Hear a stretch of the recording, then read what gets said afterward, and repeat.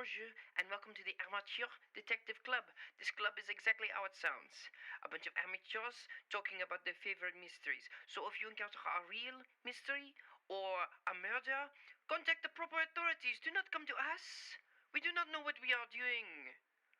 But enjoy the program. Allons-y. Let us begin.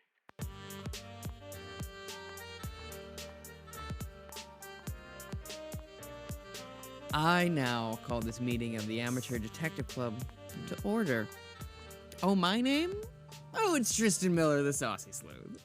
I'm Melissa Meli, the spy. I'm Tyler Riley, Jennifer Lopez's missing Oscar, because I don't remember my nickname. Confident. My guy.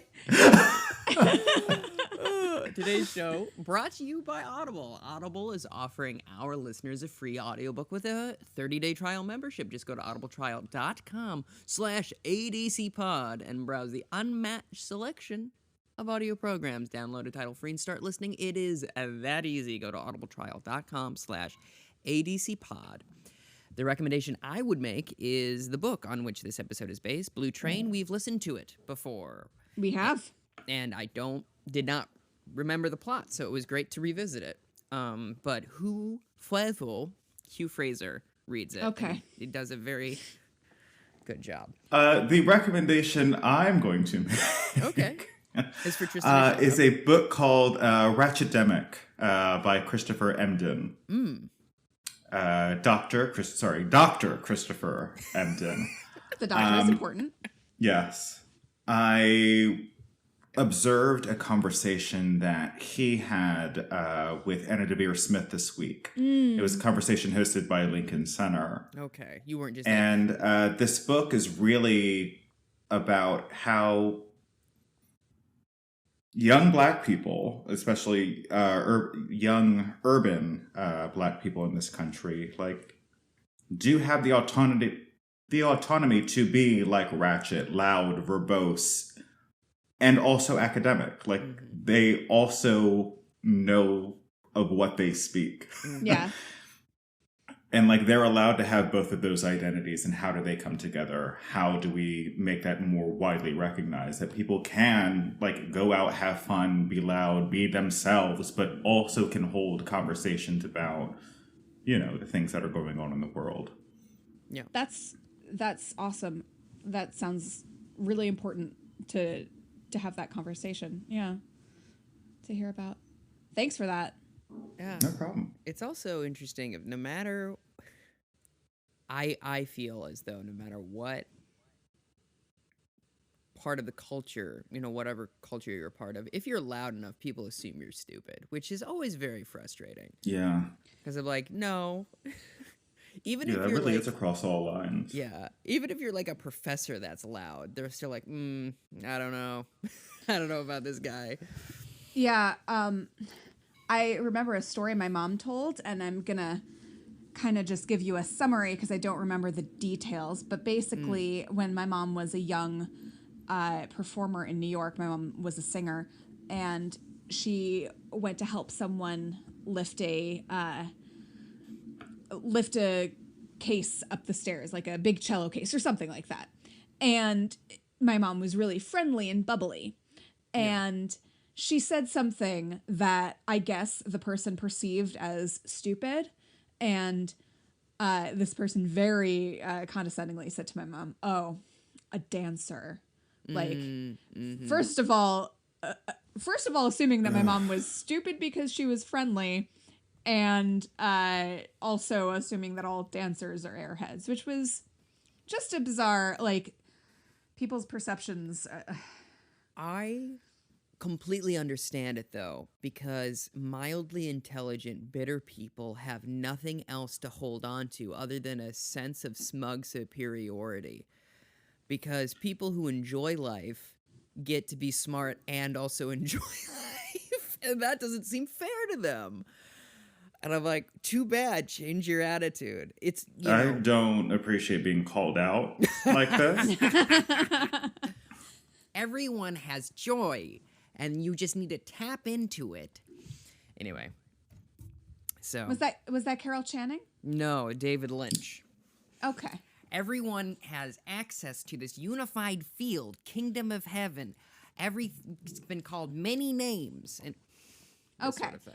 All right. That Now, was my less people girly. have been to the unified field, and we will not go back. Carol Channing, I think, is like if you take David Lynch and Bill There you go. Cosby, you get Carol Channing, Wow, what a combo. and then you can slowly do the it's the whole nasal thing. Yeah. Yeah, okay. How many All right. times can I do my Bill Cosby on this program before people start getting annoyed at me? I won't. I'll say that. I can't speak for everybody, but I'm here for it. Because he's not getting paid for your impression. Like, That is he's not true. making money off of That is that. true. Yeah. In fact, I really would love a way to figure out how to just replace Bill Cosby in all episodes of The Cosby Show Oh, sure. and the like. Mm-hmm. Like, just with another actor. With me doing the Bill Cosby impression. Not quite that. But I can think of a few reasons that shouldn't happen. I can't see any problem with the thing I've just suggested. Oh, sure. But like it's so good. It's such a good show. It is. Is the problem that you could never believe me as a doctor? I don't seem smart enough to be a doctor. No, I don't believe I just wouldn't believe that Felicia Rashad would stay with your shenanigans. Like I don't believe that. You know, this is very true. I know we've talked about this endlessly. I think like the third person I was aware of like having a crush on was Lisa Bonet on that show. Oh my god. I'm only laughing because I would talk about who Tristan has a crush on every week now.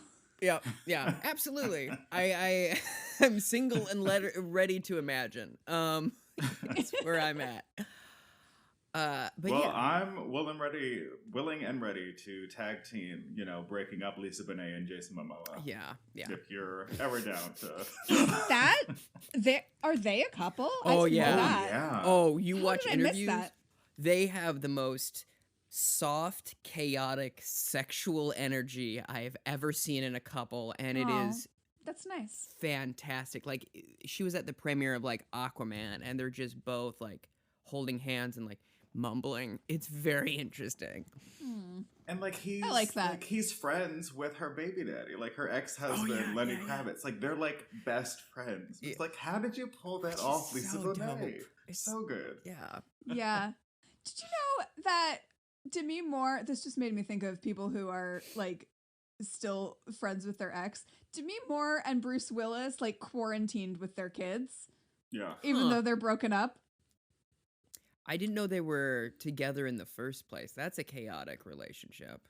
Yeah, well, it didn't work. They have a few kids, right? Like Rumor, I think, is theirs as well as No, it's Scout. true. No rumors. Yeah, it's a couple, 2 or 3 that they have. But yeah.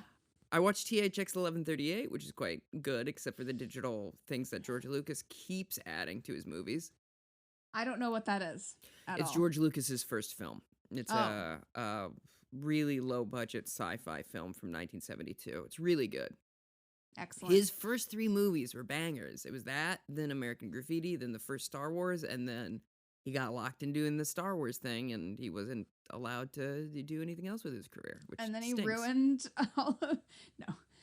He, I would really love to see set George himself on fire. Lucas's take on Chocolat. Oh, yes, of course. The George Lucas chocolat version. Can you imagine? Oh my god. Are you that would talking be about the movie with so Johnny weird. Depp? Yeah. So yeah.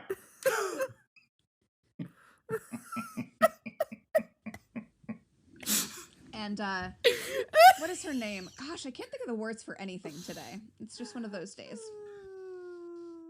I broke Tristan. And Yeah, I'm sorry. I just like imagining like putting CGIing a puppet into the situation. I'll say this, I think Johnny Depp would be down. Johnny Depp has a bunch of like weird ideas too. I would be down for him to like be voicing the puppet. His character is just replaced by, and it's Juliette Binoche. Juliette Binoche, thank you. Because like I hope I pronounced that right. That's how you pronounce it, right? Yes. yes. Okay. Johnny Depp when he was pitching pirate, where he was building, the character of Captain Jack Sparrow, pitched the idea that Jack had like part of his nose cut off and it was like rotten, and like he would have a prosthetic nose, and was it Brockheimer was just like, no, we're not, absolutely not, you idiot. It's very funny. He's full of weird ideas, that man. Yeah. Anyway, you want to talk about the episode or what? I guess. Yeah. We could. Suppose we can, yeah. I think we've wasted enough time. Well, actually, this has been pretty tame for us. Yeah. I know. Let's not get ahead of Listen, ourselves. okay, I've been editing the podcast, and I cannot edit out 20 minutes every episode Yeah. anymore. Well- I think by like 1:14, we'll have gotten into the first 5 minutes. Yeah, probably. Sounds about right. That's usually how it goes. We open on an ocean waves, as the title credits come up. It's very pretty. We're talking about the blue train, by the way. Yeah. Yeah. Well, I mentioned The mystery book of the and- blue train. The mystery of the blue train. Agatha Christie is Poirot, season 10, episode 1. Train. And was there not a cold open? Am I misremembering? There was a cold open. And Okay. there was a man who seemed to beat to death another man. Yeah, because he asked for a light, and then they beat Oh, the yeah. hell out of him. And I'm like, you could have just said no. Yeah. I mean, it ain't that deep. But It's then we true. get like a weird close up on the man's face, but it's still hard to tell who it is. At least I thought so. Yeah. Like, I was like, do we see this man again? I still don't know if we do in the episode. It's a little. I'm sure that someone knows exactly what this is, and we just didn't put it together. Yeah. But Yeah. the cold open, Tristan couldn't remember, it looks like, and probably because it doesn't seem to have anything to do with the rest of the episode. Yeah, tweet at us, explain. Comment on the post, please. Just Our set it friend straight. Melissa, the listener, I am counting on you. Yeah, please. for the Melissa love of- Silvestri, yes. Yeah. Yes. Love speaking with you. Yes. That sounded sarcastic, but it was genuine. I'm it's- just yeah. confused. You 'cause know I that. I didn't like it remember when the cold people open. interact with us. Mhm. Yes. You know that she and I know each other. Yeah, I figured Oh, as no, much. I didn't know that. Yeah. Yeah. Indeed, we do. There's too many Melissas.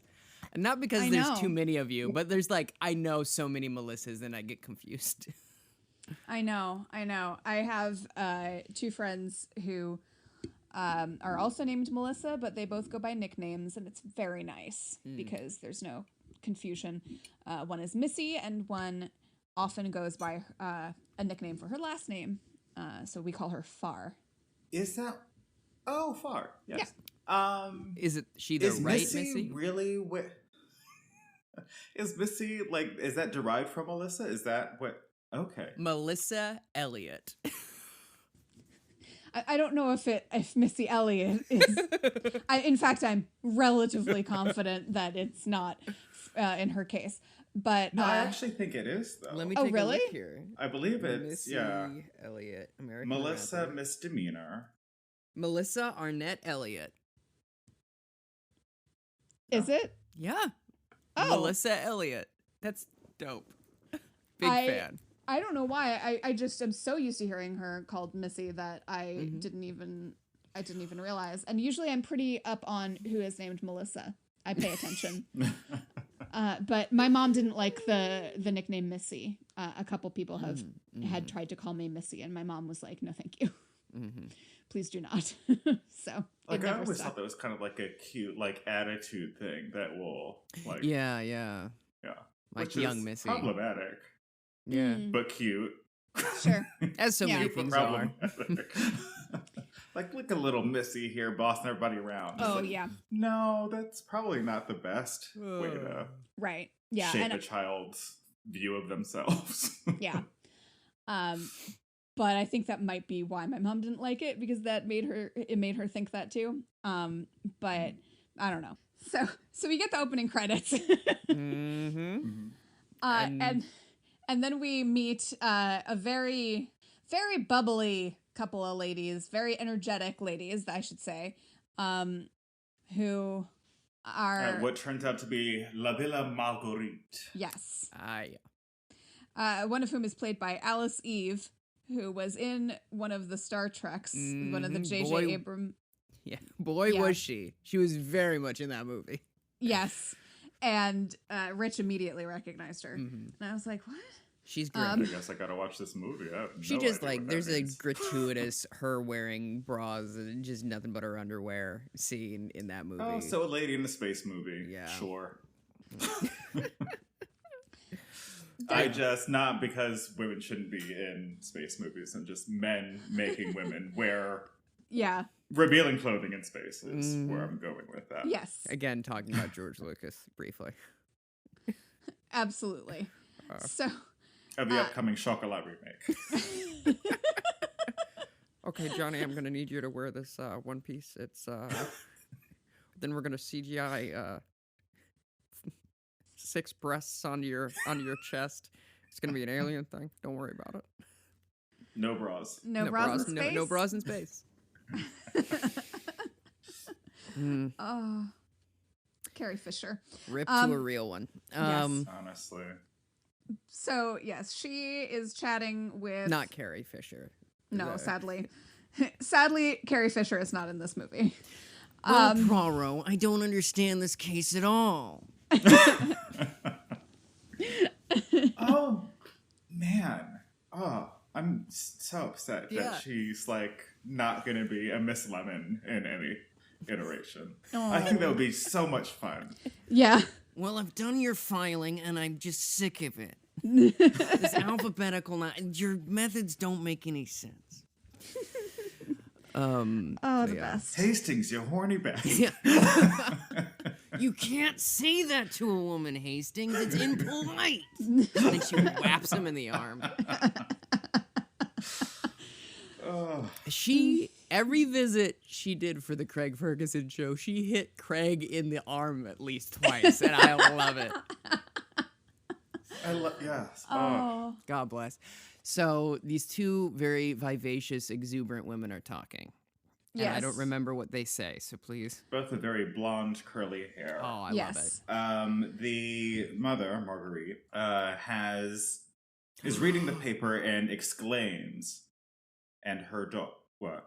It's Margaritaville. There you go. There it is. It's Margaritaville. It's Margaritaville. Which is what we shall... Oh, no. Are you okay? You good? You laugh so hard you cough? No. Yep. I wasn't ready for it. Yeah, it's Margaritaville. It is. Escape 2. So she's reading the paper and she gets really excited, and her daughter's like, what's going on? And she's like, my first cousin just became, rich. And the daughter's kind of like, uh-huh. That's good. And she's like, Yeah. why don't we invite her here for a week? And then she's like, uh-huh. And I suppose you want me to be friends with her, and we're just going to, like, ask her for a check, like, on her way out the door, right? And she said, Pretty much. Yeah. That's the plan. Because they are falling on hard money times. So, Oh, you know, that hard money. yeah, that Hard hard money. money's having Scrooge McDuck. Mm-hmm. Coins. It's just coins. Hard money. Yeah, exactly. None of this soft money. No euros here. So we get that bit of information, and then we see Poirot meet this father and daughter, this American father and daughter. And we got an actual American. We got Elliot Yes, Gould. we did. We got we have Elliot at least Gould. one. Yeah. Yes. We got American. Yeah. Elliot Gould, who plays Monica's dad on Friends. Oh, that's Oh, a place yeah. I've seen him. Okay, Yes. and Ross's.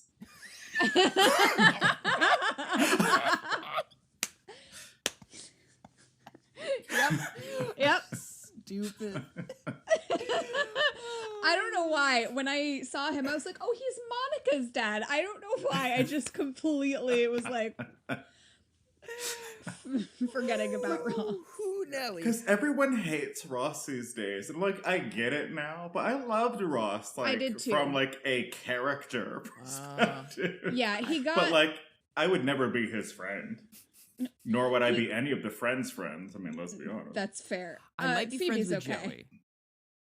Yeah, that makes sense. Yeah, that tracks. Yeah. He seems fun. Phoebe's okay. I couldn't stand her growing up, but I've learned to appreciate her Yeah. over the years. I think Monica's fun, but I like an uptight chef conceptually. That's true. Yeah. I feel like she and I would just be rivals. Oh yeah, It would start off friendly and then just turn. who Yeah. can be Yeah, more that makes sense. particular is the contest. Yeah. I love it. But yes, Elliot Gould, who is Jack Geller in Friends and has done a lot of other stuff as well. Yes. He was famous way before Friends happened. Yeah, he's famously a well-known person. Perpin. Yeah, he's been on everything. He did an episode of Murder, She Wrote. That also makes sense. Oh, yeah. He was in Muppets Take Manhattan as He was. the cop in Pete's. A-Cab. I don't recognize him. I don't know him. I'm sorry to this man. He also does the thing that I love so much. He goes, Mr. Poirot, every time. It's so good. And this goes back to my theory that it's a directional thing. Because he sounds like he's putting on a voice a bit. He always sounds like that. Yeah, I was going to say, Okay. like, he always just opens his mouth super wide and closes it real small. It's just a thing. Because there's, like, Listen, a point, same. like, later on in the episode where he's just, like, looking at Poirot, like... Oh, yeah, yeah. I'm He just does like, what are you the doing? blue Like, the very steel. pursed lips. Like, Pursed I lips. just realized, like, I was making the face, but nobody at home It's could okay. see That- the face. yeah. If you've seen Zoolander, imagine the blue steel look only on Yeah. a 50, 60-year-old man. Is Elliot Gould still with us? I believe so, yes. Yes. Okay. Yes, he is. He can Yes. still hang. Yeah. I mean, you just gotta ask these days. He's in his 80s. Yeah, that tracks. But Age-wise, yeah. And then we meet his daughter, Ruth, Yes. we do. who is played by a British accent. Her accent is not great, No. but her performance is, in my opinion. she, We'll get into Yeah. it later. Yeah, no, yeah. Okay. Yes. I just the had to think actress is- about it. Yeah, the actress's name is Jamie Murray, and the daughter's name is Ruth Kettering. And they invite Poirot to a ball, I don't know. It's a birthday party. Her Oh, birthday is the next day. It's a birthday party in Gay Paris. Oh yes, of course. That's right. And This is in Poirot France. does not want to go. But yeah, But Ruth is really charming, and she is a huge fan of Poirot, apparently. Yeah. she says, "I will kill myself if you don't come." Which, the drama. Yeah, which is not Poirot's favorite. He really doesn't appreciate that kind of. It's like, and Rich is like, "Oh, she's gonna die." Yep. Yep. I'm like, I know that's how it goes, isn't it? He didn't think that Poirot was going to show up to the party? Is that why? He just gets the news. And he's like, oh, damn, I could have done something. And that's the end of it. Da, da, da, da, da, da, Yep. da, da, da. Then it's the party scene right after that, right? Yeah. And I wanted to make a note about this. The cinematography in this scene is really great because, well, I guess also the editing too, because they cut a lot on. There's a bunch of people dancing, and they'll cut on the movement of the dancers. They'll cover the screen and then cut to a close and then come back. It's really well orchestrated. But there's these two women, and they're gossiping about everybody at the party, right? That's how we get. Yeah, I love that convention set up. That we didn't have to have like these boring, like not boring, but like these really like on the nose conversations about people's lives. Yeah.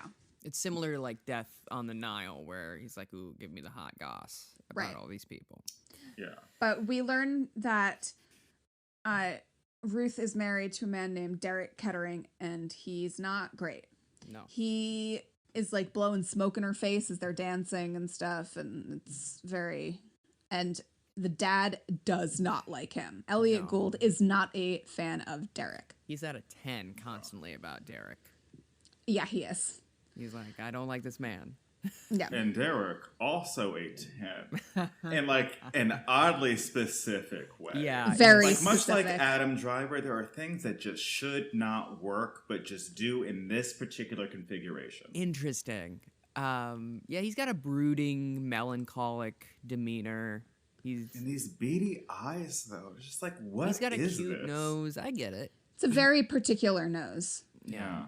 I'll say And that- he's played by James Darcy. Yeah. Young James Darcy. And I'm now clicking on his IMDb and recognizing him as someone. He's been in a bunch of stuff. Yeah. he But he was very young in this, it seems. Yeah. he does the coolest thing. Because there's a scene later on, but I just wanted to mention it now before I forgot. He's smoking, and someone asks him a question, and he inhales, and he does like the thing where you can curl the smoke up into your mouth. He says a full line and then puts the smoke out of his nose. And I'm like, that is the dopest thing I've ever seen in my life. It's like, wait, because like often you'll see these in period pieces, and I'm like, that person has never actually smoked a cigarette in their life. Oh, yeah. And It's then you like get someone okay. like this, it's like, I Oh, see. That's why I wanted to smoke as a child. Like never because like it ever like seemed cool, like healthy or like like it just seemed every villain Uh-huh. that I watched growing up like always was smoking, and I always just surprise connected with the villains. Yes. I'll say, Because it just looked like fun. I do this bit sometimes in my stand-up of like everything about smoking rules except for the one thing, and the one thing's pretty big. Yeah. Yeah. Because it makes your voice lower, you're relaxed, and it looks cool. But there's the one thing that you might happen that's not guaranteed, and it's just such a I wish I could go back to the 50s where they thought it was good for you. I was just going to say that he was actually 30 in this. He really looked quite young in it, though. Oh yeah. Yeah. But he Baby has face. been, he was in Master and Commander, The Far Side of the World. Mm-hmm. And he was also in The Closer, which it was a show that I watched a lot. He was in I Broadchurch. hardly know her. Yeah. Kira Sedgwick. Yep. He was in Broadchurch. Like, it seems like he was. Yeah. Yep. I believe you Yeah, mean he was. Broadchurch. Sure. Yes, I do. Homeland. He was in Endgame, Avengers Endgame, as Jarvis, the voice of Jarvis, Oh, interesting. which is fascinating. Yeah, and he was in Dunkirk as well. So he's still trucking. That's good. Good Oh for him. yeah. Mhm. Yeah. This is the first time I've ever seen this man, Really? to my knowledge. Okay. Yeah. There you go. Oh, he also played Sherlock Holmes in something called Sherlock Holmes, which is very, And we'll never watch it. Nope, we won't. We never will. So they're at this party. He is a philanderer. He owes people money. He's a drunk, this man. He And then- gambles. Yeah. He's a notoriously bad card player. And then Ruth is having an affair with another man who has a mustache. Yeah. La Roche. What? La Roche. LaRoche. Okay. And he keeps beating Derek at his own game, both, marriage wise and also card wise. And it's a nice metaphor. But he seems just like a blank person who's horny to me. Like that's what I got from him. Yeah. They didn't give him too much to do. They did not flesh out his character. No, they were like, you're going to make out and play cards, Oh and my that's gosh. your character. I forgot about there's a makeout scene and it is like Yeah, I was hot about to get into and it. heavy. And I got a little uncomfortable. I was like, woof. Oh, I just felt uncomfortable. I did not find it hot at all. I mean, like, it was like They a get lot. That's hot. what I'm saying. Like, gotcha. it was gotcha. like, you could see the tongue out the ear sort of situation. That is too much. Yeah. So this man has no personality except for a mustache. and Yes. being horny. Essentially. And it's not the actor's fault. No, there are a few no. characters that we meet that just do not get fleshed out. Mm-mm. Yeah. So he is also a thing. And after this party, we find out that Jack Geller, Elliot Gould, the dad, is trying to bribe Derek into divorcing his daughter. Yeah, they have a great scene in a stairwell, and that's when the smoking bit happens. Yes. And he's like, "No, thank you. I don't want your money." Mm-hmm. And he's I very want rude about Ruth's it. money over time. Right. Yeah. Uh, And that's when Ben Aldis, which is Elliot Gould's character, Yeah. sicks his henchman, Mm-hmm. whose name is Knighton, on to Derek. And he goes and grabs him in this hold and looks to seems like he's about to snap his neck. And it looks like Ben Aldis tells him no, let him go. And then there's a waiter that walks through. And he's like, oh, I don't want to get into this. This seems tense. Yeah. There's another scene where Elliot Gould is talking to Poirot, and he says something like, why couldn't Ruth have married a dullard like you, White Knighton? And then Poirot's like, and he leaves, and Elliot Gould turns and he goes, I'm sorry, Knighton. I didn't mean to call you that. That was rude of me. He's like, I've been called worse things, mostly by you. Which is very good, very fun dialogue. I appreciated it. It was very Jeffrey and Uncle Phil in Fresh Prince of Bel-Air. Yes. Oh, we also learn at the party that her dad has bought Ruth a very, very fancy jewel. Yes. What is it called? The Heart of Fire. The Heart of Fire. It's a ruby. Big old ruby. Very valuable. Sharper than a diamond, redder than blood. That's right. Yes. And Ruth also has an attendant. Another one of the long list of Irish maids in this series. Who? Her name is Ada Mason. Yes, Ada Mason. All the names I recognized from the book. But I was like, I don't remember what they do. More like Maida Mason, am I right? Yes. So the thing is about the book was that there was a lot of exposition that really, I think all of us were like, oof, this was hard to get into. Yes. And we also, there is a woman at this party kind of off to herself, and Poirot goes up to her because she clearly feels very out of place. And Poirot goes up to her and helps her with the wine that she has ordered. And it's like, I'm so sorry. I don't mean to be presumptuous. And she says, no, thank you. No, thank you. Mm-hmm. That was helpful. And so they start chatting. She's like, I was a servant and now I have this money and it's confusing. Mm-hmm. And she's very sweet and very nice to talk to, very intelligent. So Poirot thinks she's great. Yeah. And I don't think it's of much consequence, but I believe this happens. It doesn't happen at the party. It happens either before or after. It's a very nice scene. Yeah. Because Poirot goes back to it's after the party. Poirot goes back to the hotel and he wants to be left alone. Yeah. Because she's like, I need someone to look after me, basically, because I don't know what forks to use. Yeah. In these social settings. And he's like, well, I'll be your uncle, basically. And it's really sweet. And yes, and Poirot, David Suchet does a good job with this because it is not at all gross. It could easily fall into it, but it's a very paternal type of vibe from him. He just cares about this person, and it's very sweet. It's really sweet. All of his reactions to her are really good. There's a lot of good reaction shots in this. Yeah. What is this actress's name that plays this character? Do you know? Yeah, I will in a moment.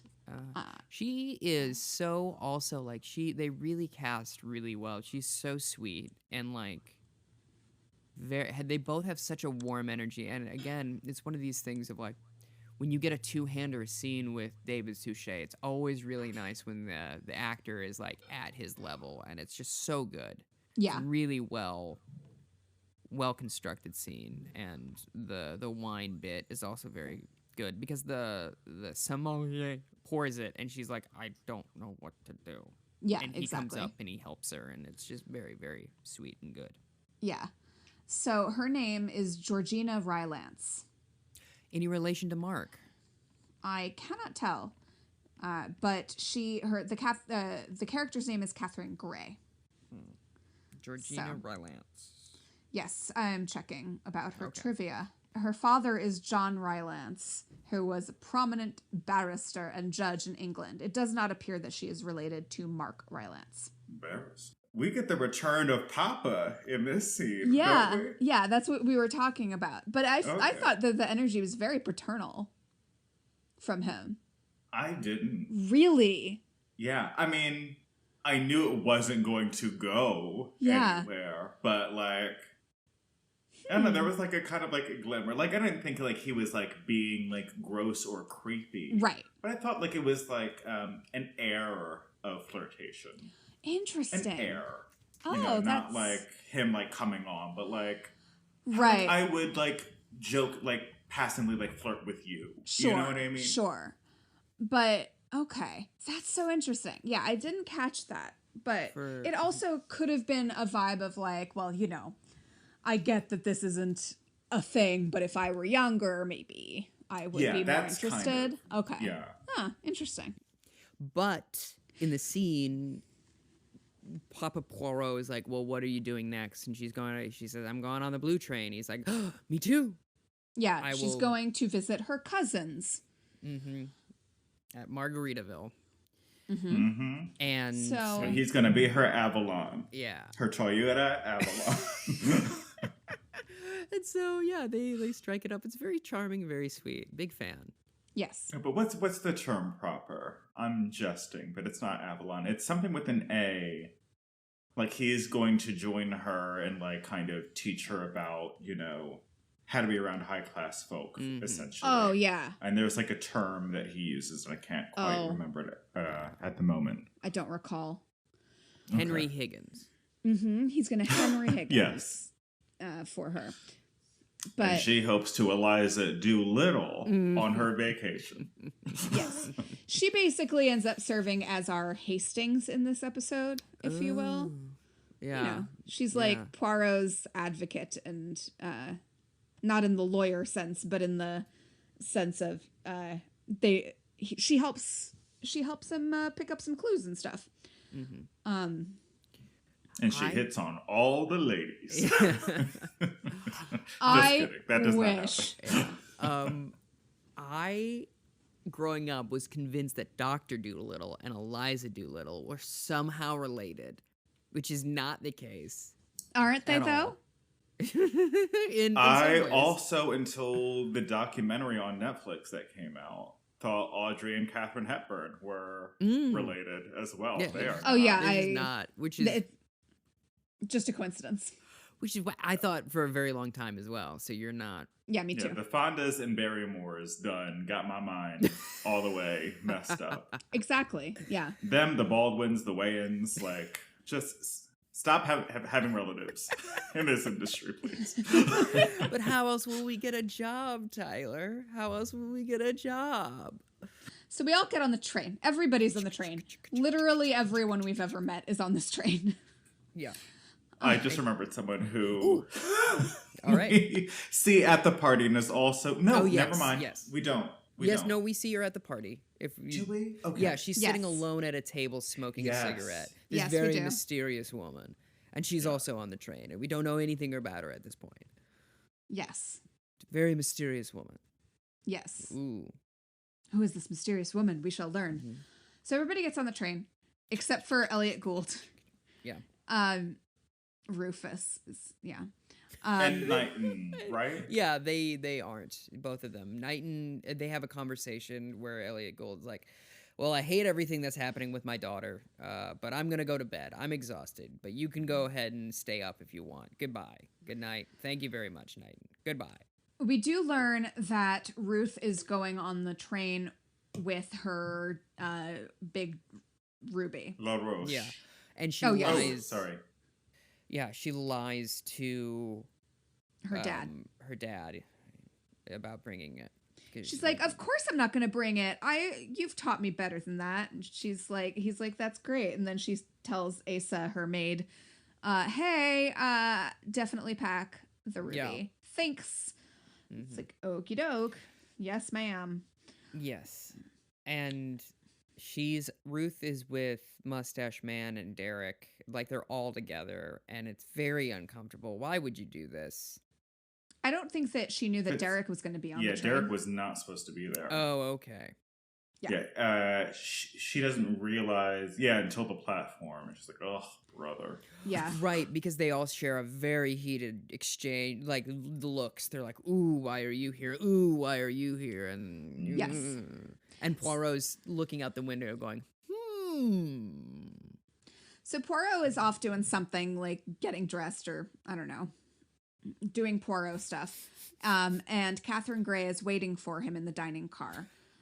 And she is accosted verbally by her, not in an aggressive way, but I mean in an aggressive way, but in an aggressively friendly way, by her cousin, who is Lady Tamplin, by the way, played by Lindsay Duncan. don't mind if I do. Yeah. What's my name? Dunkachito.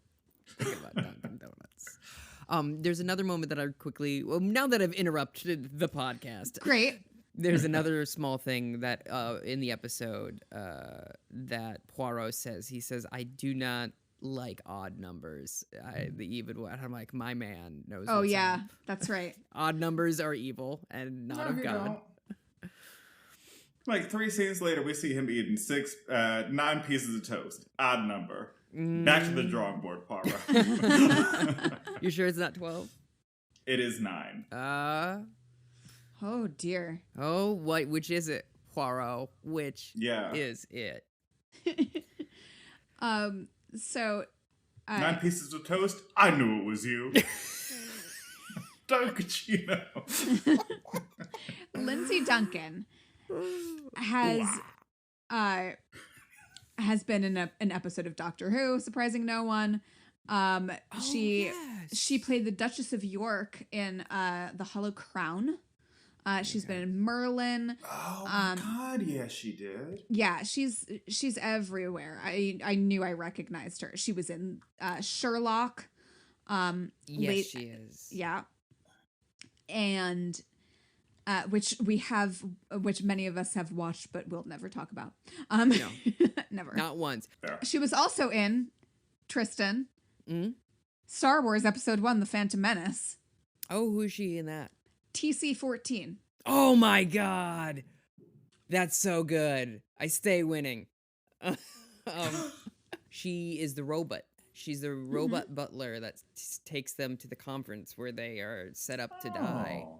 Yeah, she's doing the voice. That's very fun. Maybe Yes. even in the costume. I don't know. So That's very fun. So yes, so Lindsay Duncan, Lady Tamplin, and Alice Eve, who is Lennox, the daughter, are like, oh my gosh, we decided to surprise you on the train. Catherine Gray, our cousin, who's going to give us money later, hopefully. And she has a very young husband as well. Oh yeah, Lindsay Duncan. Lady Tamplin. Yeah. Her young husband, whose name is Corky, and is the kind of guy who always kind of seems like he's the quarterback of the football team in high school. Oh yeah. Honestly, I don't know about y'all, but was serving up some major BDE to me. Yeah. Yeah. Also, as we've covered before on the podcast, Tyler, you love him. You love a himbo. I do, and I've discovered that more and more, and I don't know how I feel about it. Yeah, that's fair. That's him. I wouldn't feel guilty about it. A lot of people are into bimbos too, so like, it's fine. But I like a smart lady. Yeah, that's fine too. Like, don't judge yourself too harshly. Yeah. I can't imagine why you would want to hang around an intelligent man. That sounds Oh, so that's- insufferable. God, that's my type in men. Or anyone, really. Which is why you'll never date Intelligent. me. Yep. I'm too stupid. I'm That's too the dumb. reason. Mhm. And now I'm wondering, damn, Melissa, how?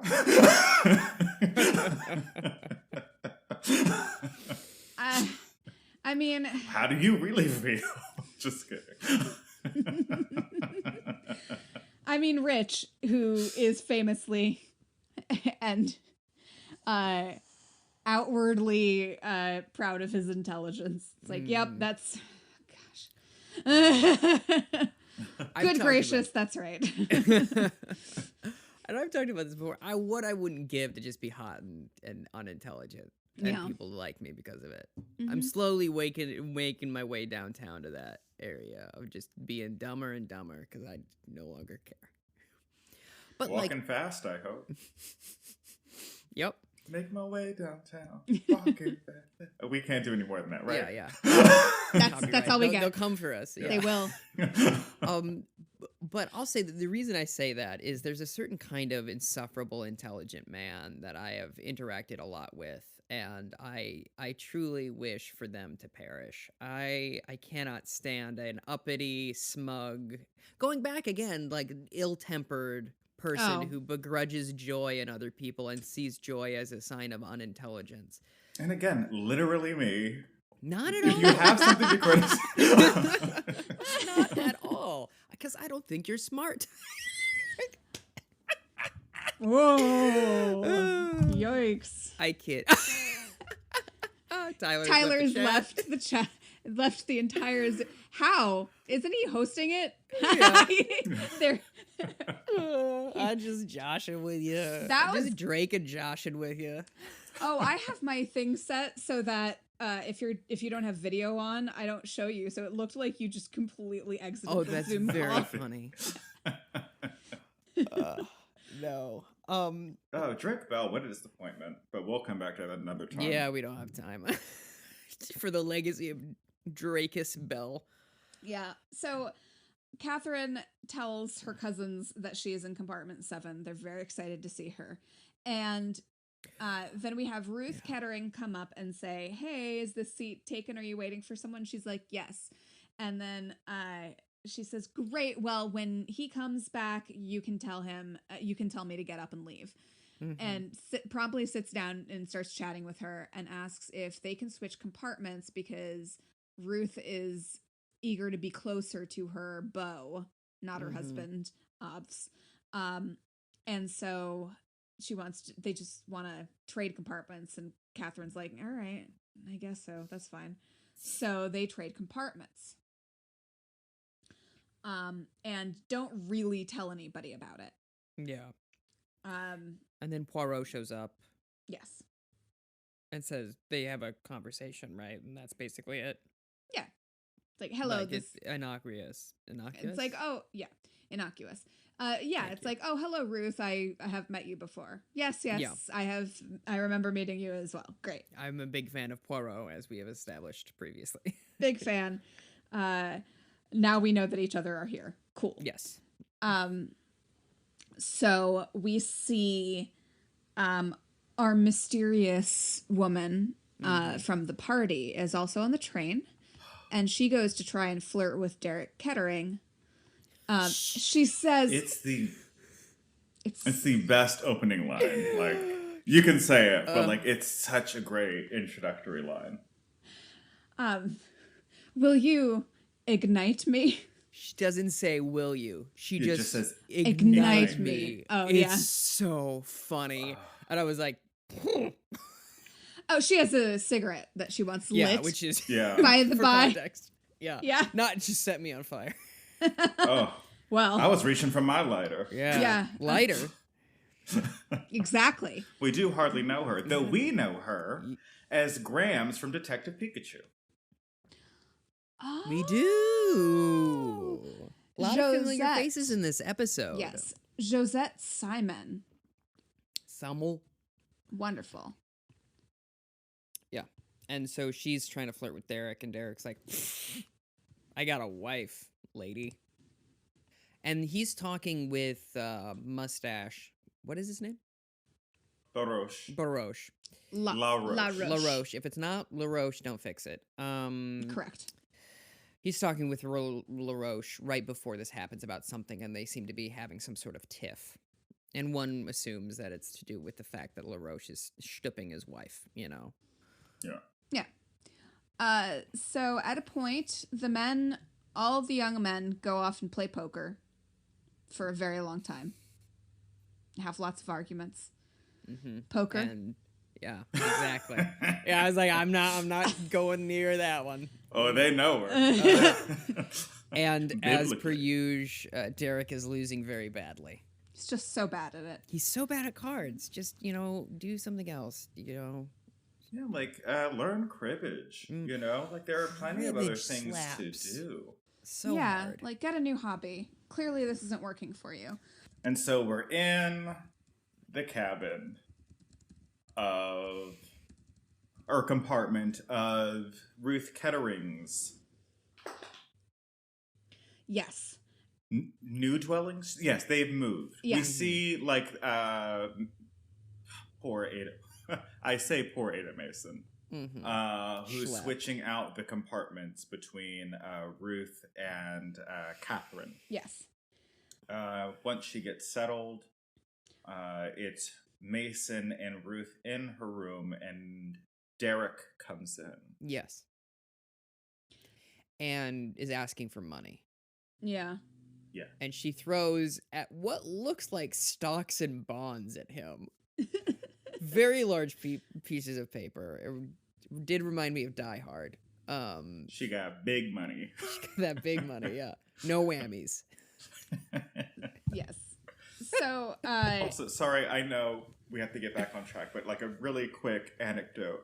I somehow found like this YouTube clip of the late Tina Marie talking about the late Aretha Franklin. Tina Marie had passed before Aretha, sadly and tragically. But she tells this story about how she went to go see Aretha in concert in like the mid 2000s. mm-hmm.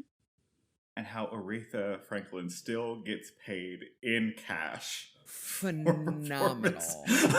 You Yes. love to see it. And like how gangsta Aretha Franklin was like till the end. I Where mean, like she That's posed great. for a photo with Tina Marie and her daughter and had like a stack of $5,000 like on her daughter's shoulder for this photograph. Oh, if I could, I would. That's so funny. Oh, I love that. That's so great. Oh my gosh. Want that money in cash.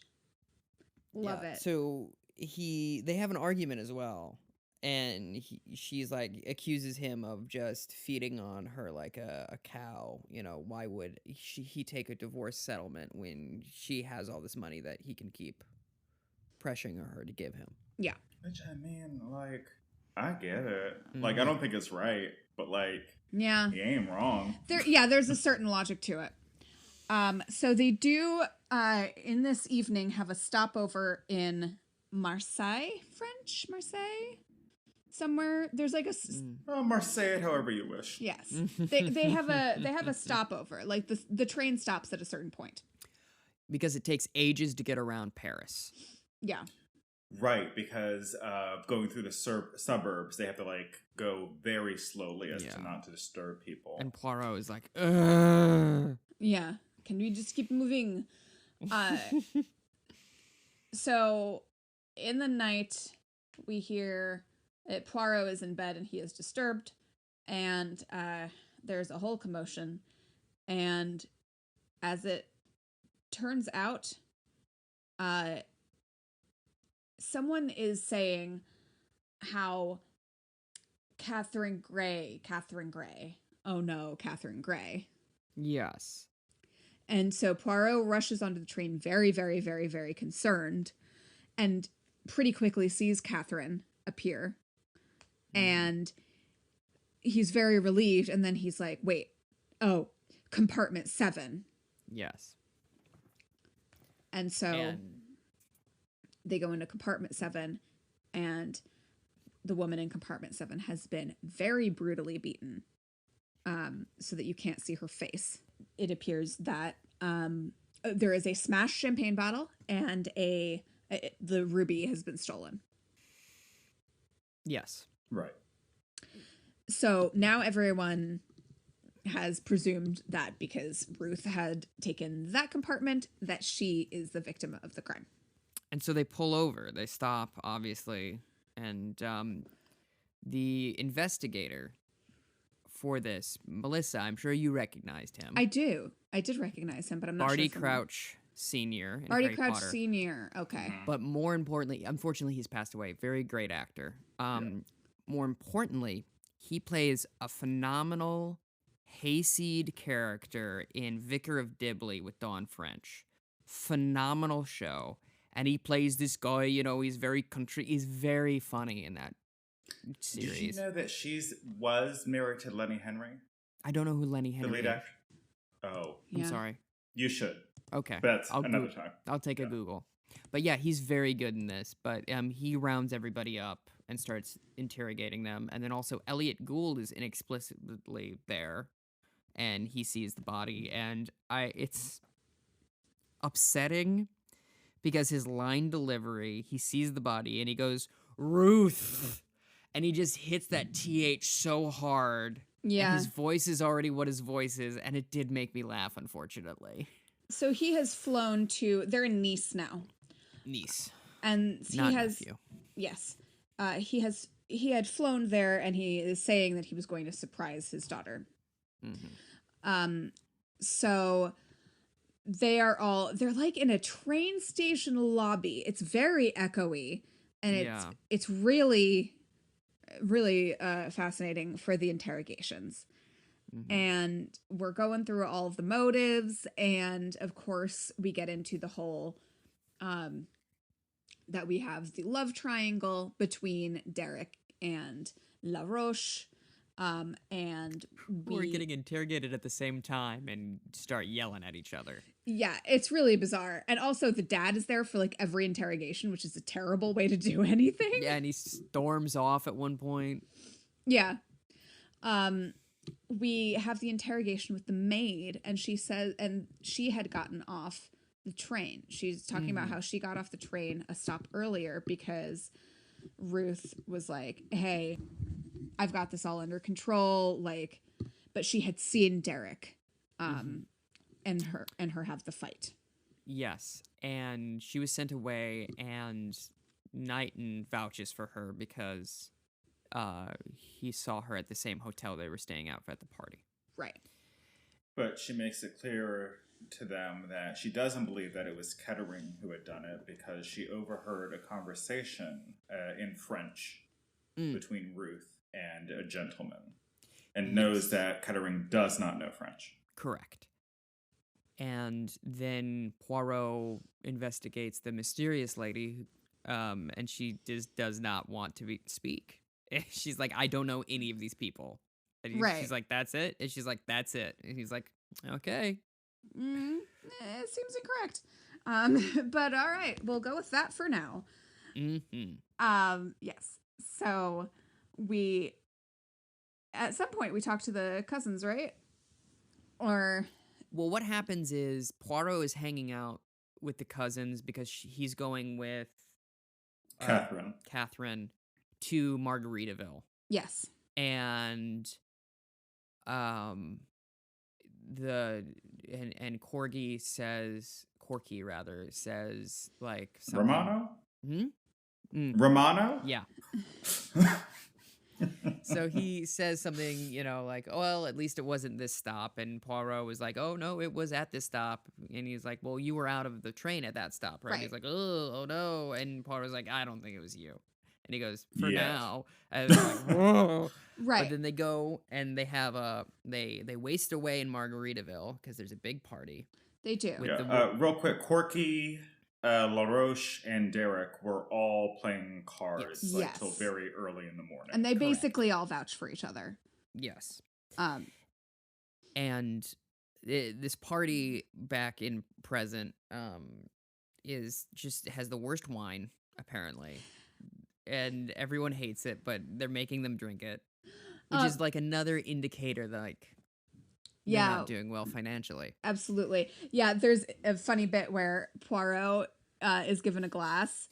And also they like fully make out in front of like on top of him, and it's very awkward while they're Yes. drinking this bad wine, and he's like trying to figure out how to get rid of this wine. And you see at one point he almost like goes to pour it off the side of the building, Yeah. and then but he's like doesn't want to be caught, and then someone comes back in and he's like oh.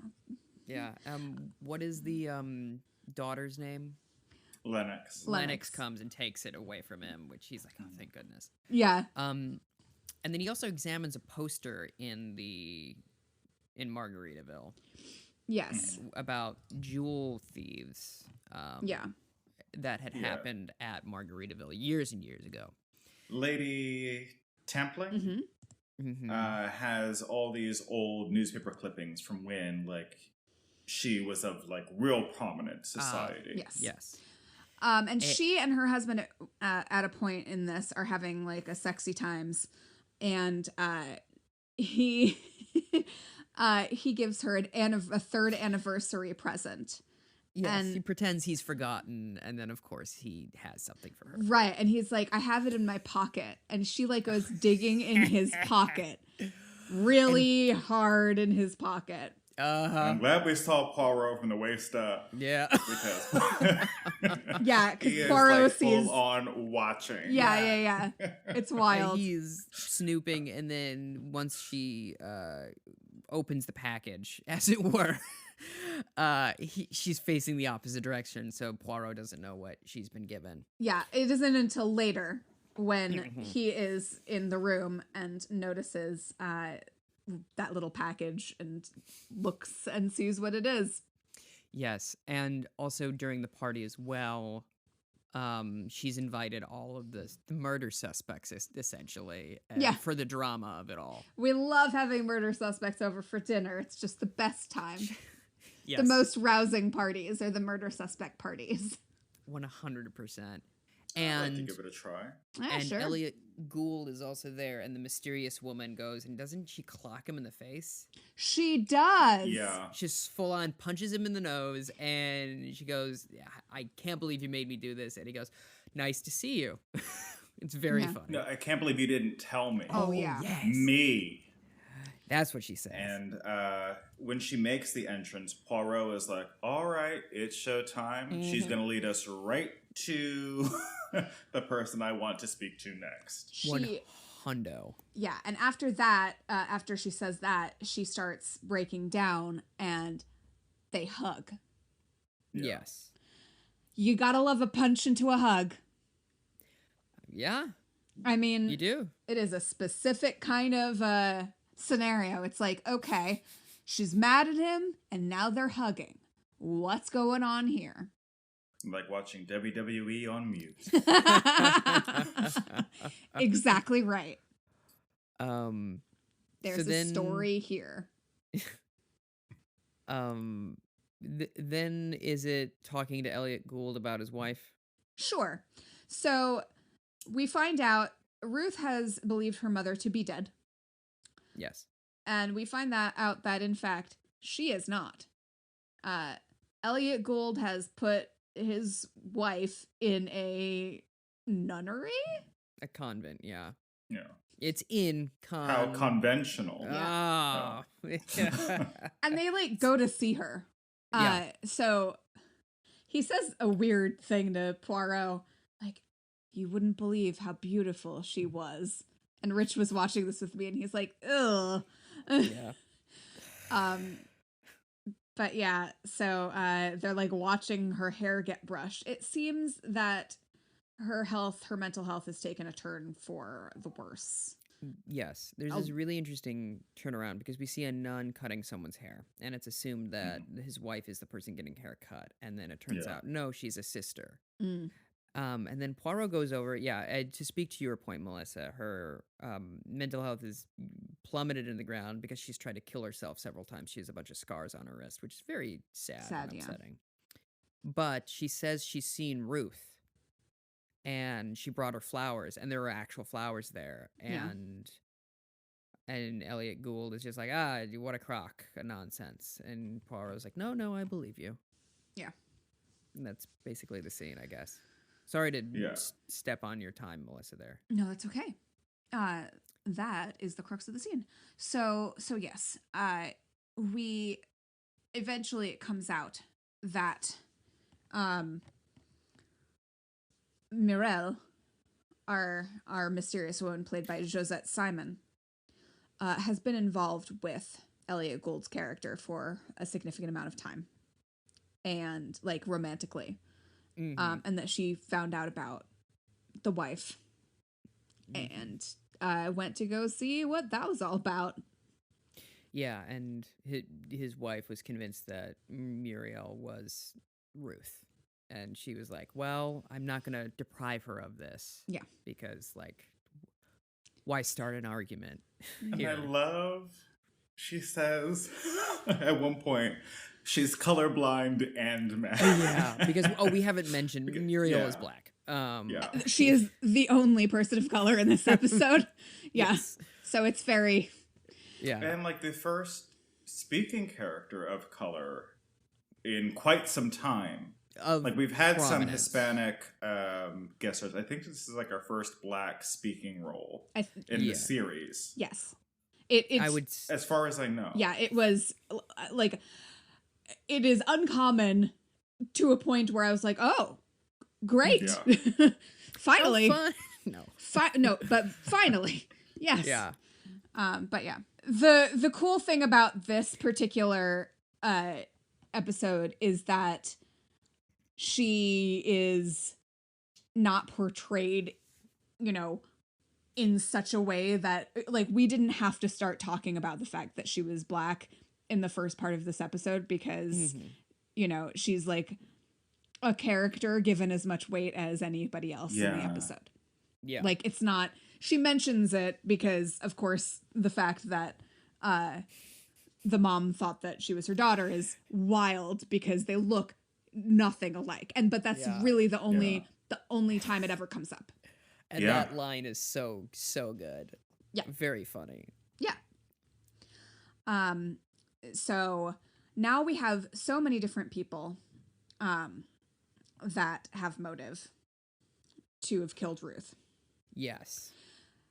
We are going to bed at a moment. Am I missing anything that we need to say before this? I want to know, there's a scene that I wanted to talk about where Catherine is crying. Yes, this is before the murder, I believe. Catherine is crying, and it turns out that her father killed himself when she was quite young. Yeah. Which is notable for plot reasons. And also, this actress does a very fine job of crying. She has a huge clump of snot just on her lip the whole time. And I'm like, what a lovely thing to not be vain at all. Yeah. In that way. I think it's not a pretty cry, and most cries are not. Yeah, and I really enjoyed that. And Poirot says something... It's so sad because he goes, oh, who is this? Oh, it's my father. He died when I was young. And he goes, well, at least this moment is very, very happy, And she goes, that's what I thought too. And then he killed himself like 3 days later. And the reason he killed himself is that he used to work at a mine, an oil collection place, whatever you call that. And his company was bought out by Elliot Gould's character. And Elliot Gould's character said, oh, we'll keep all the same staff, don't worry about it. And then he replaced all of the staff. And then he was like, I can't believe I've let down all these people because, I was double-crossed and it's my fault that all these people are out of a job, and he couldn't handle it and he killed himself. Yeah. And that's that. Which also plays into the motive of, like, why maybe Catherine might have done it. Borrows heavily from the plot of the second Barbershop movie. Yes. Famously. Yeah. But back to Margaritaville. Yes, in Margaritaville, Lennox and Catherine are roomies. They've got like adjoining rooms, and they're having a chat. And Lennox is in a very specific kind of nightgown, and good for her is what I have to say. Yeah. And she's like, okay, hold on a second. Let's let some air in. And it's like, oh, that's not a good idea. Never a good idea. Poirot's around. Someone's going to get murdered if you do that. Again. So she opens the window. Much is made of her opening this window, which is basically like a giant door. Mm. Yeah, I think it might be French doors onto like a little veranda or something. Exactly. Yes. So Veranda. Hardly know ya. yeah, okay. I thought you were going to do like veranda rights or something. That's where I thought you were going. It is within your veranda rights to Lin-Manuel Veranda. It's within your veranda rights to come climbing through that open window, I guess, and try to stab Catherine to death, which is what happens. So, And then Lennox jumps on this person's back. Oh my and goodness. bites them in the neck. It's like Gollum from Two Towers. Beautiful. And she literally is going, no, no, no, no, no, no, no, no, this whole time. And I'm like, that is very realistic, actually. It is amazing because she honestly just is. jumps to attention because Lennox is portrayed as being very like frivolous and flighty, and then she just is on it when there's an attack because Catherine fortunately wakes up. Oh, Yeah. Yeah, I Catherine. knew that Lennox was a real one. Oh, yeah. Yeah. She's like very stern and willful as a person, too. And not only that, she has some sort of conversation with her mother where she's like, oh, I actually really like Catherine. I'm Yeah. glad that you introduced it. We've become actual friends, not Yeah. just money friends. Yeah. Not just money friends. Yeah. I don't have any money friends. Nope. Nope. Not yet, Melissa. Not yet. I know. There's You're still never time. poor. You're just broke. That's right. So, so yeah, Lennox fully bites this person in the neck, and the person runs and escapes out the window again. And Poirot comes to see what's gone on, and With his cane at the ready to beat the crap out of whomever. And Catherine is under the bed. yeah. Very sad, like a sad 9-year-old. I mean, it's scary. If someone tried to stab me, I don't know. But so Poirot asks about what happened. We get the story. We hear about the bite, and Knighton comes in. And as Poirot is exiting the room, Knighton's like, I'll take care of her. Don't worry about it. Mm-hmm. And Poirot goes over to Knighton's collar and pulls it back to be like, can't be too careful. Yep. I believe that's the following morning, yes. I think so, yeah. And it should be noted that Knighton seems to have fallen for Catherine. Yeah. He has a big old dumb crush on her. Yeah. Because after the party at the hotel, Knighton has a limp from serving in the war. Yeah. And funnily enough, Mrs. Pomegranate, what is her name? The mother? Mrs. Pomade? What is the mother's name of Lennox? Oh, Lady Tamplin. Okay, I thought it was Pamplin. Lady Tamplin was his attendant during the war and fixed him up real good, he says. But Catherine's very sympathetic towards Knighton when she finds this out. And so throughout the whole episode, they grow a fondness for each other. Yes. So Poirot rushes out of the room after checking him out. And where does he go from here? Poirot is alerted somehow. I don't remember who tells him, but he gets alerted that Ada Mason, has more information. And he approaches her. She's sobbing, almost inconsolable. And she's like, please, are they going to take me to jail? I just remembered something. Yeah. And then shifts the blame back on Kettering all of a sudden. Mm-hmm. Right. She's like, I saw him. I know who it was. And it was Derek Kettering. Mm-hmm. And so Poirot is like, yeah, but no. No, I don't think this is a thing. And Elliot Gould, who is Mount Aldous, is like, what are you talking about? Stop dragging, prolonging all of this. We don't have time for more interviews. She's telling you. Yeah. Yeah. He has a conversation with Catherine. again, and she alludes to, isn't it possible that the person who committed the crime isn't with us? Like that they somehow like dropped off somewhere in the night. Oh, yeah. Mm-hmm. And then Poirot was like, aha. Yes. And then he goes back to the train. And he's just pacing back and forth outside on the platform. Right. And he like goes up to the train, checks something, walks back out, starts pacing again, checks something else, and is like, aha. And then he has someone on the platform. I thought it was just someone who worked for the train company. Yes. But like he sends them on an errand. Yeah. And I'm just like, you don't have the authority to do that. But he does it. I assume like he had met with the conductor and be like, I'm conducting an investigation. You and I are both conductors in a way, so we have a bond, and so lend me one of your men. I assume. Conductor, what is he, a pickle? And this is a light bulb?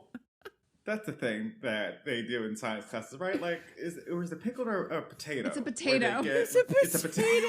I want to light a light bulb with a pickle, though. That sounds great. Oh, I will if you know what I mean. Ooh. Sorry, Melissa. The biggest frown I've ever seen from Melissa just occurred. But yeah, he sends this man off with a letter to Margaritaville. To Margaritaville saying, everybody show up to the train. And this is a good time for an ad break. Perfect. Sounds good.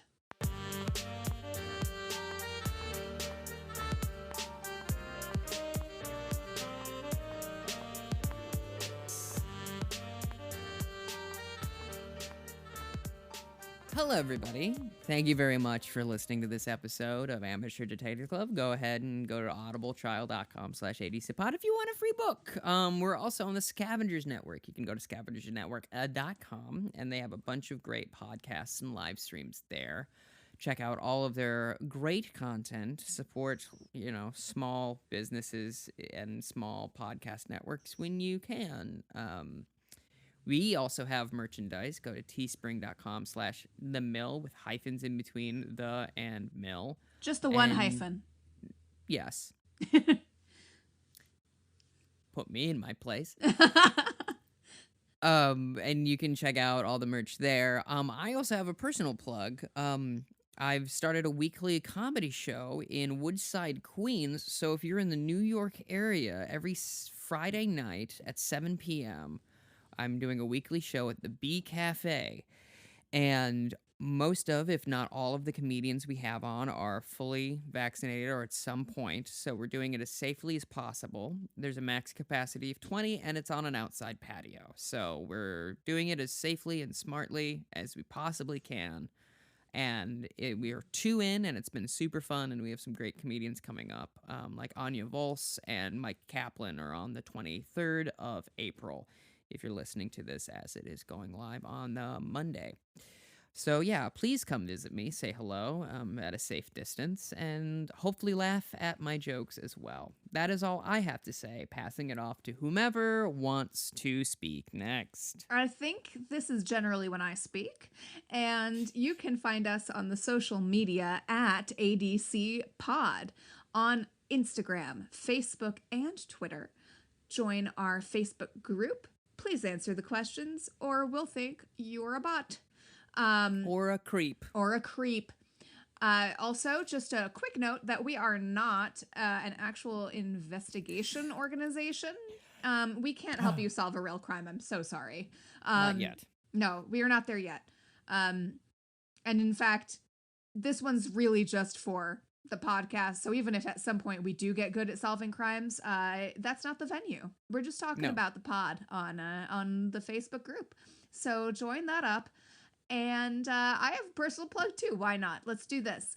On the 23rd of April, competing with Tristan's show, I will be live on Zoom doing a new musical called Grocery, the Musical. It's not the one you're thinking of from the TikTok. It's a different one. But it is super fun. And I play Aubergine McIntosh, the produce person. Oh, like an apple. Exactly like an apple. Yes. And my It's last name, Macintosh. Good. my last name in real life means apple trees, so appropriate typecasting. Yeah. You know, Apple products are Macintosh computers, and I will still refer to them as, I'll be like, I'm sorry, I'm doing some work on my Macintosh. And people are like, what are you talking about? Yeah, they dropped that a while ago, didn't they? Yeah, but I still like, yeah, it's a Macintosh computer. That's how it is. Everyone's like, what? Also, we have an email. Oh, if you yeah. want to email us at amateurdetectiveclub@gmail.com. Yeah. I finally installed it on my phone. I logged in on my phone, so I'll actually read it Ooh. as opposed to not reading it ever.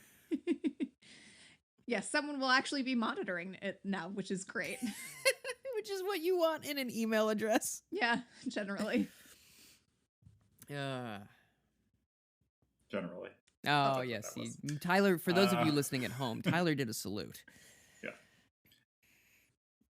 So, if you're like me, and most of you, I imagine, are, you're wondering, what can I do? How can I be of service to the artists that provide joy and or recaps of murder mystery media? And that's quite simply money.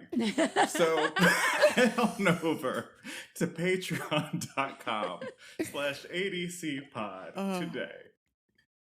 You can subscribe to a membership level that best fits your needs for as little as $1 a month to as much as you're willing to give. Visit patreon.com/adcpod. At even our lowest level, you'll receive access to bonus episodes and content, plus access to our Discord channel. Once again, that is patreon.com/adcpod. And I'll say this as well. I need to get better at updating that. It's been a while since we've had like extra clips. And so I'm going to try and do that over this next week, maybe, or the following. Because it's just been a minute. That's it, you know. Also, join our Facebook group. Let us know what you would like in a Patreon benefit. That would be great. Or, yeah, email. Yeah, please. Just tell us what you want, what you really, really want. Is it elbow and knee pics? Is it Because feet head over stuff? to onlyfans.com/itstyler. Tyler, do you have something to plug personally?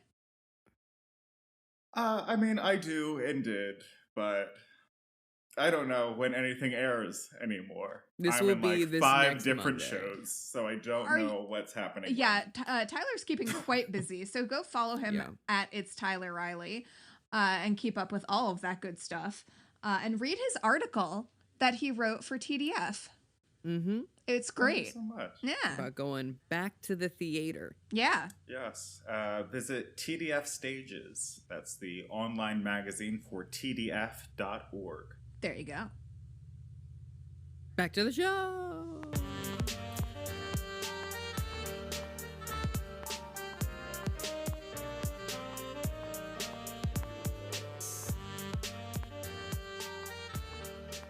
So, we're in the train, and Poirot tells us who did it. He goes through everybody. Yeah, boy, does he. He really does. And I love during this scene, there are a couple of times where people are just like, can you get on with it? Yeah. Or like, can you please just skip Derek me and just... at one point just goes, shut up, we all know it was me. And Poirot's like, it's not. Why are you doing that? Yeah. Like, there's somebody else that like pipes in and was like, you weren't even on the train. There is one thing that they do Or mention. like, oh, he's in jail. Oh, yeah. So he couldn't have like attacked Catherine. Right. Yes. So everyone's like, shut up. And like, let him tell us, please. Yeah. Melissa, you were saying. Yeah, at one point, it is remarked because, of course, I keep forgetting her name. I'm terrible.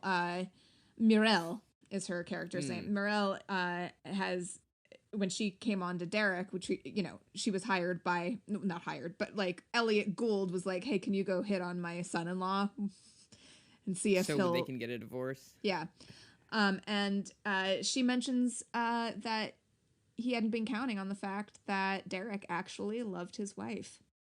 Yeah. Which it turns out was the real reason that he didn't want to let go of her, because he actually loved her. So there's Ew. that. Ew, love. Gross. Yeah. Ugh. Honestly. So everyone's got all these motives. Yeah. It seems. What's his name? Corky found the jewel outside on the train platform because it was thrown out of the train. And then upon further examination, it's a fake. Yeah. Which reminded me of the great Aardman picture, Flushed Away. Highly recommend you just go and watch that. It's like an hour and a half. And if anyone is playing the game of the drinking game, that happens only once once every once in a while, Tristan will mention. It's a really like it's a long game in terms of a drinking game. But if you want to take one shot occasionally, every 3 months, Tristan will mention Flushed Away. It's a great movie. It's one of my favorite movies of all time. Yes. It's very fun and pure and positive. I love it. It's the only Aardman picture that hasn't been done with claymation. They did it CGI because the water would ruin the clay. Oh, that makes sense. Yep. Anyway, so that's a fake, and then obviously Derek has motive of getting money, and then LaRoche has revenge. Yeah. Elliot Gould could be insane and kill his own daughter. No, but like didn't want his daughter to know about her mother being still alive and lying to her. And the embarrassment that she was bringing to the family by being married to this dum-dum. Yeah. And I'll say this, Ruth had figured out about her mother. Yeah. And that's why she went. That was the whole point of the trip. Yeah. So there's that. And we go through one by one. Yeah. Everybody. And we talk about everybody. Obviously, the cousins could have wanted her money, and they're so true to their characters. They're like, no, we just wanted to invite her over and then maybe ask her for a check. We're not like that. And then promptly everyone's like, oh yeah. She's like, this seems fine. You guys are okay. It's like, I hope this isn't going to affect our relationship, but we still want you to come over from time to time. And then Poirot was like, get it together. We are trying to talk about him. Because he supposes that his toes were roses. He supposes that since they switch compartments, it's very well that Catherine could have been the intended target. Yeah. Yeah. But no, in fact, it wasn't that. So we learn that Asa Mason, the maid. Ada Mason, the maid. Has really had it out for Ruth. It's like, don't like her. And really don't want to deal with her anymore. And also would like some of her money. So they do stage, I believe it's a staged, oh no, they, Asa and her accomplice, because we find out she has an accomplice. They fully have staged the robbery so that they had a fake to be a decoy, and then they have the real one. They have taken the real jewel. So that's all tied up. But she and her accomplice are having a passionate affair, and they are really getting off on murdering Ruth and making a whole big show of it. So, and we, the Amateur Detective Club, would like you to know that our Horny for Murder shirts are still available on Teespring. Yes, these characters would certainly be appropriate in those shirts. So we see that Ada has a bite mark on her collar, so she was the one who attacked Catherine to try and throw suspicion off. And we find out that her accomplice and her lover was Knighton all along. So they had been working together. They planned this whole thing out. We have a whole big chase where Knighton is holding maybe a razor blade to Catherine's throat, but we don't see it. And if you recall, Knighton was the only person who could give an alibi to Ada. Right. Seeing her at the hotel. Yes. So exactly. They were in cahoots. So he has this thing to her throat, and you cannot see what it is. Oh. And my boyfriend and our friend who is over at our cabin right now, we're looking at it like, did they just not have a prop? What's going on? Are they like just fully, is it just his hand at her neck? So eventually he is thwarted by Poirot, the action star. Just kidding. Because also Ada Ada also runs after him, you know, Mr. Plainview. She runs after him, and then there's a moment where the police and Poirot and everybody are like in the small hallway, and she just turns to Knighton, says run, and then she runs into the crowd and distracts them, and then Poirot manages to sneak past. Yeah. It's finally revealed that the actual real Ruby is the weapon that he has, the very sharp ruby, up to her throat. And he jumps off the train, and they literally run a train on this man as the episode concludes. Yep. Yeah. I'll say this as well. The jewel thief that occurred in Margaritaville was also Knighton. He does not have a limp. He swindled Lady Margaritaville, and so he's just back at it again. Yeah, Looney Tunes back in action. You know, a brilliant character actor. Is Knighton. Great. Yes, really good stuff. Yeah, could have had a career in the theater if he didn't just love his precious jewels so much. Yeah. My diamonds. What a shame. And then it concludes with Poirot and Catherine watching the Margaritaville people splashing around on a beach. And Catherine says, well, I'm actually going to keep traveling. And he goes, oh, do you want me to go with you? And he's like, no, but she's going to go on the Orient Express. And she's like, you've never been, have you? And he's like, no, but I must. And I'm like, oh, that's cute. Yeah. And then it goes and it zooms back into the waves, and we begin where we started with the credit sequence. Mm-hmm. So what'd you guys think? And we have no idea who beat the face in of that other person during the cold open. We still don't know. Tweet at us. Is it the original jewel robbery? Maybe it's Knighton. Ooh, maybe that's it. Quite possibly. Perhaps. Ugh, anyway. Yeah. I liked this episode quite well while I was watching it. Yeah, I don't remember how good of an adaptation it is from the book because I don't remember the book very well. I thought I'd figured it out, and then I didn't think I'd figured it out, and then I was like, oh no, that makes sense. And also, am I remembering the book? But since I'd read the book before, the fact that they successfully cast suspicion on other people was, I think, a testament to how good the episode is. All the acting in this episode is phenomenal. I think it's all very, very good. And the cinematography is good. And the way the train sequences are shot, it's all very handheld, tight quarters. You can tell they're in an actual train.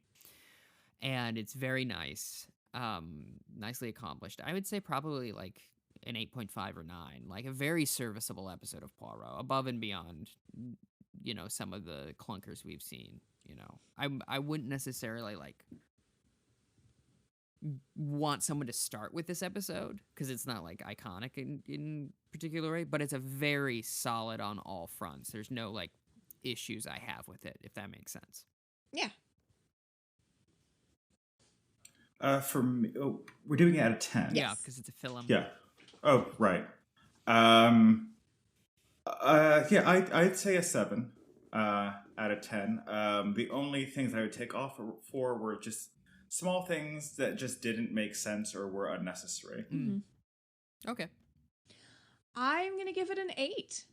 A lot of the same review Tristan gave it. I mean, yeah, it's pretty straightforward. The one thing I'll add is that I remember us really having a hard time with the book.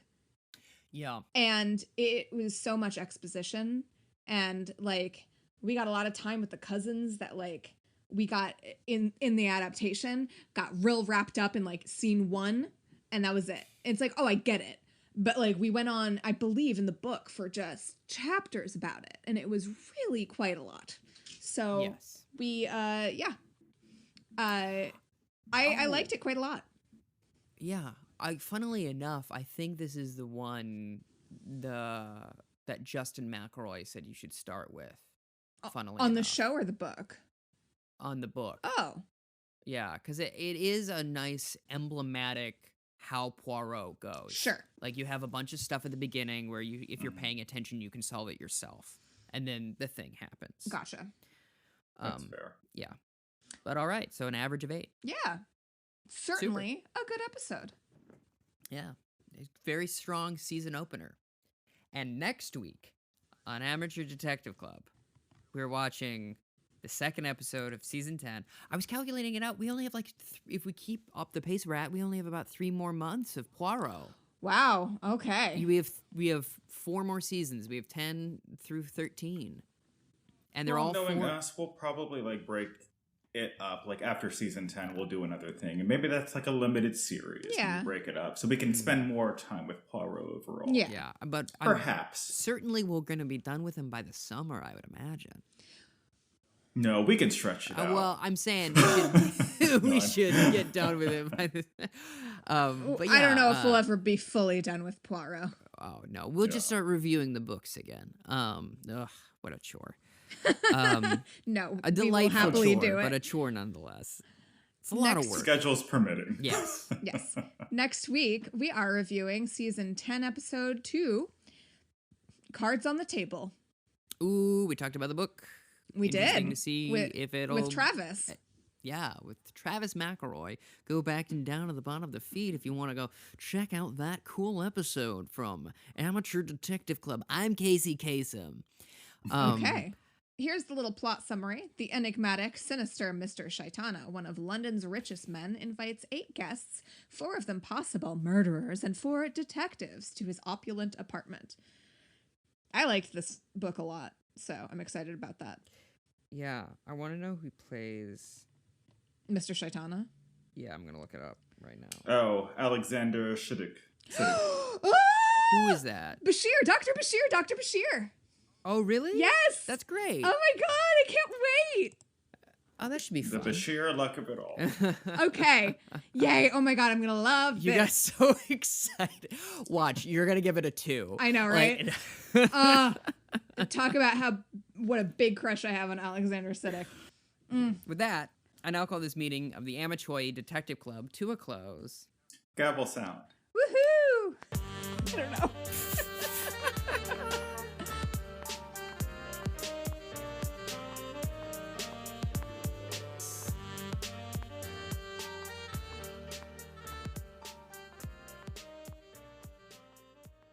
The Scavengers Network.